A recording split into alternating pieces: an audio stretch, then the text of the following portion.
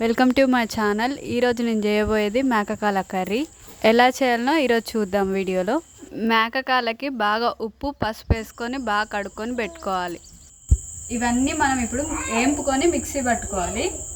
ఇవి కూడా మిక్సీ పట్టుకొని వేసుకోవాలి.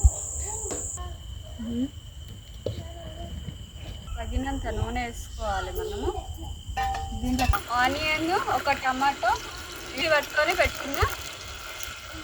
ఇంత పచ్చి వాసన పోయే వరకు బాగా నూనెలో ఉడికించుకోవాలి. మనం కోసి పెట్టుకున్న పచ్చిమిరపకాయలు కూడా వేసుకోవాలి. ఇక కరివేపాకు కూడా వేసుకుందాం. అల్లం పేస్ట్ కూడా వేసేసుకుంటున్నాం.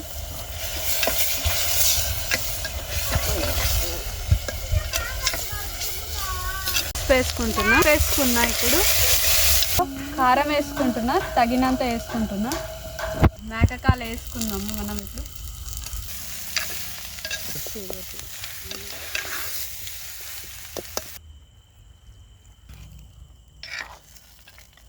విజిల్స్ పెడుతుంటే కానీ కుక్కర్లో అంత టేస్ట్ కొట్టదు. మన కట్టెల మీద అంత చేసినంత టేస్ట్ కొట్టదు.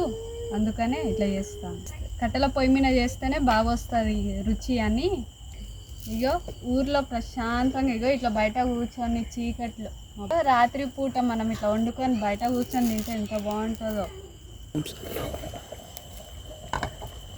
ఉడుకొచ్చింది. మనం ధనియాల పొడి వేసుకుందాం.